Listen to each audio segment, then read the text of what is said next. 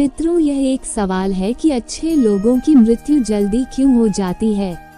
अक्सर ये देखा जाता है कि अच्छे से और धर्म में चलने वाले लोगों की मृत्यु अक्सर जल्दी ही हो जाती है। शास्त्रों में तो बताया गया है कि कलयुग में लोगों की उम्र 30 साल ही रह जाएगी और कलयुग का अंत होते होते इंसान की उम्र औसतन 20 साल ही रह जाएगा। आपने ये भी सुना होगा कि भगवान अच्छे लोगों को जल्दी बुला लेते हैं। मित्रों, धर्म कोई सा भी क्यों न हो, हर किसी में यही बताया गया है कि जिसने इस धरती पर जन्म लिया है उसकी मृत्यु निश्चित है। और अगर बात सनातन धर्म की करें तो इसकी एक मान्यता के अनुसार बच्चों के जन्म की 6ठी रात ही ब्रह्मा जी उसकी किस्मत लिख देते हैं, जिसमें उसके आने वाले कल जैसे विवाह, पढ़ाई, नौकरी, यहाँ तक मृत्यु की तारीख भी शामिल होता है। ये निर्णय तो भगवान ही करते हैं कि किसकी उम्र कितनी है। आपने ये कहावत तो जरूर सुनी होगी कि जितनी चाबी भरी राम ने उतना चले खिलौना। दोस्तों, इस कहावत में साफ है कि किसकी मृत्यु कब होनी है ये तो भगवान ही तय करते हैं। वैसे तो अच्छे लोगों की मृत्यु जल्दी हो जाने के कई कारण हैं, लेकिन पहले कारण समझने के लिए आपको ये जानना होगा कि हम जो कुछ भी इस जन्म में करते हैं उसका जवाब हमें ऊपर यमराज को देना होता है।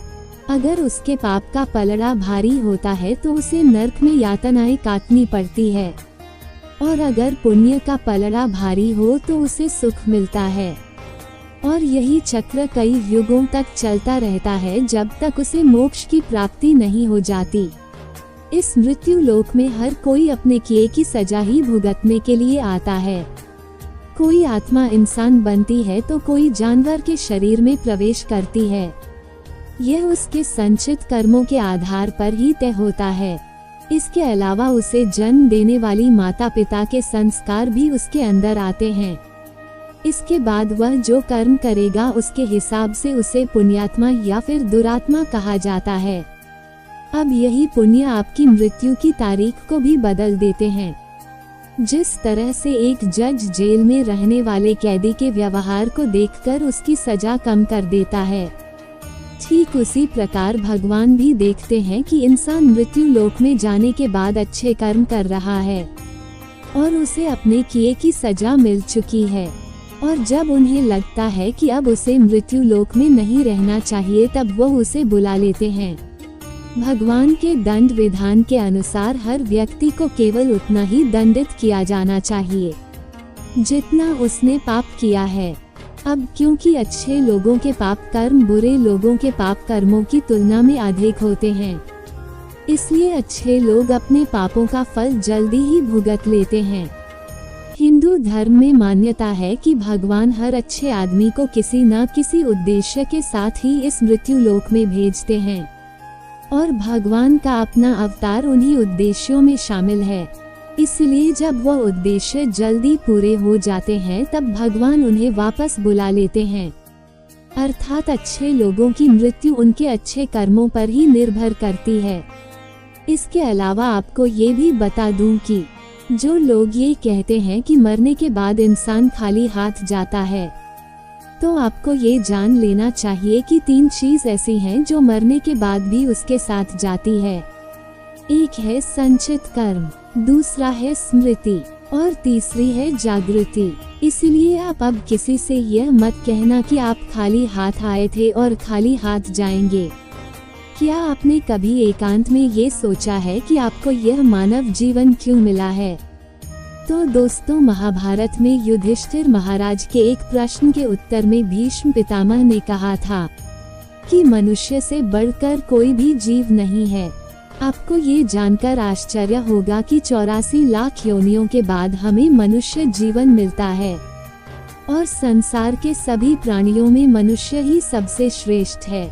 इसकी वजह है मनुष्य में सत्य एवं सत्य का विवेक करने वाली हमारी बुद्धि का होना। लेकिन इस धरती पर हम दुनियादारी के चक्कर में कुछ इस तरह फंस जाते हैं कि हमारी बुद्धि सीमित दायरे के अंदर ही सिमट कर रह जाती है। हम सांसारिक सुखों को ही सब कुछ मानकर उसमें लिप्त रहने में ही अपना सौभाग्य और अपने जीवन की सफलता समझते हैं। यही गलती हम कर जाते हैं, क्योंकि इसके बावजूद कोई भी व्यक्ति ये दावा नहीं करता कि वो पूरी तरह से सुखी है। सच्चाई यह है कि हमें सामान्य मानव जीवन के उद्देश्य की पूर्ति के लिए निरंतर प्रयास करते रहना चाहिए। ये सच है कि अपने और अपने परिवार का भरण पोषण की जिम्मेदारी हमारी है और हमें इसे हर हाल में निभाना चाहिए। लेकिन क्या आपको यह मालूम है कि आप कहां से आए हैं और आपके कितने दिनों तक की या कितने सालों तक इस जगत में रहना है और आपकी मंजिल क्या है? तो इन प्रश्नों के उत्तर में ज्यादातर लोग यही कहते हैं कि पता नहीं, ऐसे लोग बड़े ही अजीब होते हैं। वो यात्रा तो कर रहे होते हैं पर यात्रा के संबंध में उन्हें कुछ जानकारी नहीं होती। उन्होंने मानव जीवन पाया है लेकिन उन्हें अपने जीवन का लक्ष्य मालूम नहीं होता है।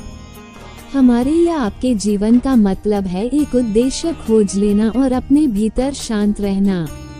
कहा गया है कि मनुष्य आनंद लोक का वासी है और आनंद के परमधाम तक पहुंचना ही उसके जीवन का एक लक्ष्य भी है। इसलिए मनुष्य को इस संसार की मृग मरीचिका से निकलकर भव्य जीवन की प्राप्ति के लिए साधना के मार्ग को अपनाकर अपने गंतव्य को पहचानना चाहिए। इसी तरह दोस्तों, श्रीमद् भागवत गीता में भी भगवान श्री कृष्ण कहते हैं कि यह एक आध्यात्मिक और ईश्वरीय जीवन का पथ है। इसे प्राप्त करके मनुष्य मोहित नहीं होता है। अगर कोई जीवन के अंतिम समय में भी इस तरह की स्थिति में हो तो वह भगवत धाम में प्रवेश कर जाता है। मनुष्य कृष्णा भावनामृत या दिव्या जीवन को एक क्षण में तुरंत प्राप्त कर सकता है। इसलिए दोस्तों, आपको सदैव सत्य के मार्ग पर ही चलना चाहिए और भक्ति भजन हमेशा ही करना चाहिए।